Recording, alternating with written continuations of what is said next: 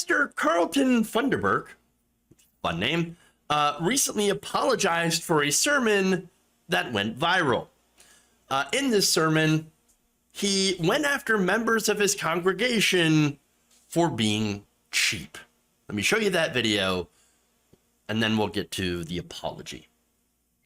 See, that's how I know you still poor, broke, busted, and disgusted, because of how you've been honoring me.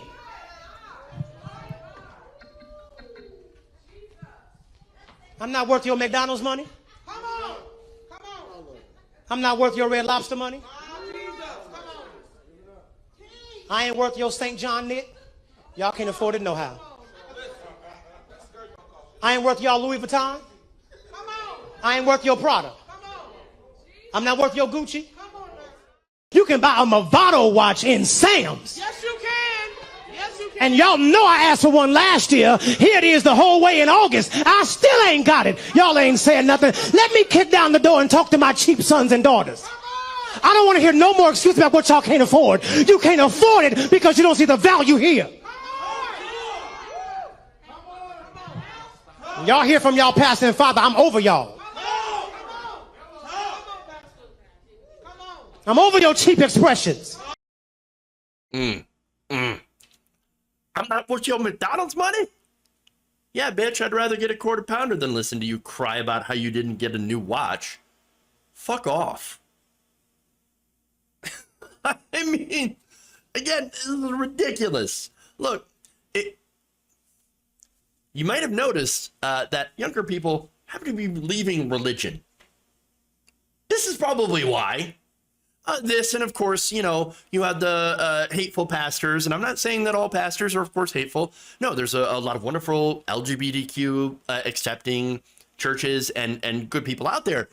But generally, what you have, people like that, and then the hateful fire and brimstone, you know, everybody's going to hell, gay people are bad, you know, those are the churches that make people leave religion. I mean, again, it's the guys like Creflo Dollar, Joel Osteen. You got, you know, Kenneth Copeland, where he's, you know, sitting there talking about demons. Get in a long tube with a bunch of demons. No, you know, I gotta get my own private jet. I gotta get the private jet and the fancy watch. And you know, I gotta get the jet because I can't ride with the demons, okay? I can't get in the tube, the long tube full of demons. You realize that he's talking about regular people, right? You're the demons. He wants to get away from you.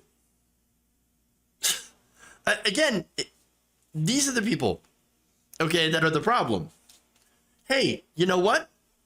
Go buy your own stuff. If you want a Movado watch, go buy your own watch. I'm going to channel a conservative right now, okay?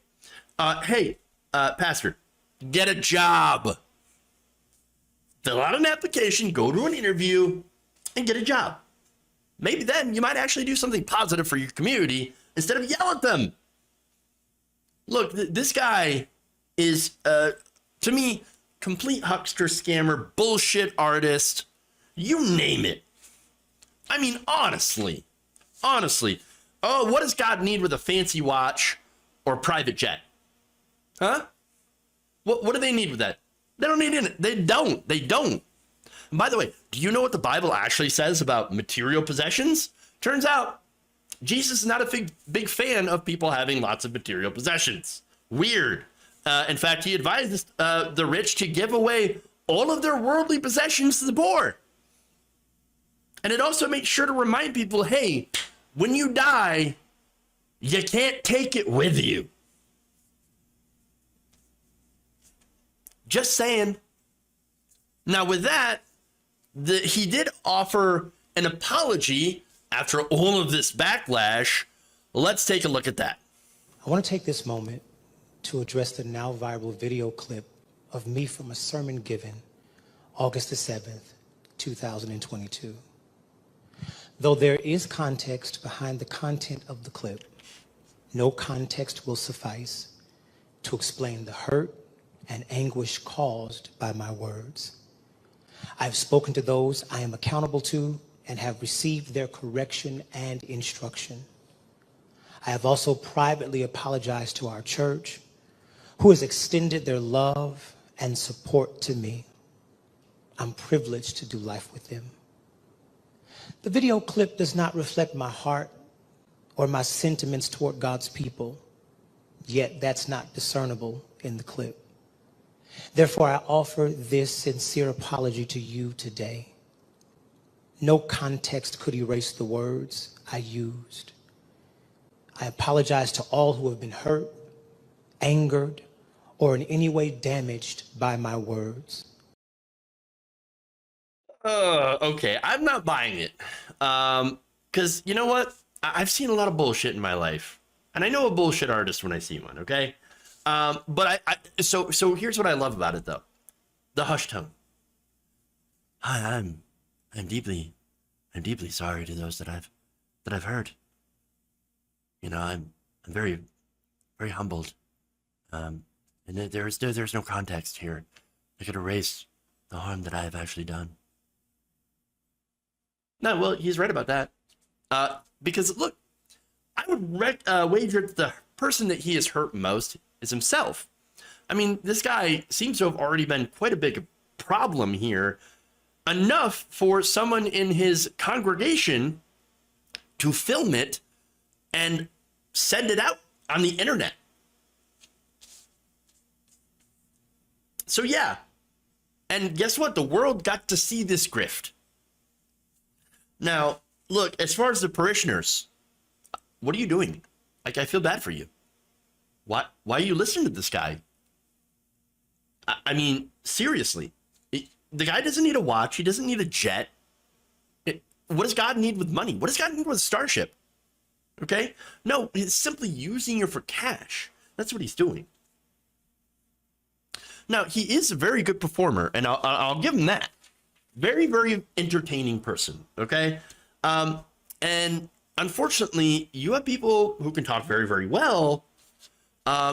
There's two different careers, two different types, I guess, of careers that people who can talk very well get into. Stuff like that. Well, again, I do a talk show, but I don't talk that well. Honestly, I'm certainly not that entertaining, or entertaining like Donald Trump. And so what you have is the people who are very, very entertaining and very captivating. Those are the people that go into either politics or religion. And of course, there's a reason there, okay? They're target-rich environments. I mean, think about it, right? When it comes to Republican politics, for example, and these religious groups, churches, the victims are often the same kinds of people. Older religious people who are generally conservative. And there's a reason for that. Once you've started using your faith over critical thinking and have entrusted a singular figure, right? A one person, and you're going to say, okay, I'm going to believe everything that you say without any sort of critical thinking, that's when you open yourself up to be exploited. And that's why scam artists love to go in religion and politics. And of course, the scam artists are usually the ones who are very charismatic. And you do also see, at least on the right wing, an intertwining of both politics and religion in a way to screw people in both ways. And so my advice is, don't be fooled if someone starts telling you that God told you to give him cash. Chances are that's not God, and you should run.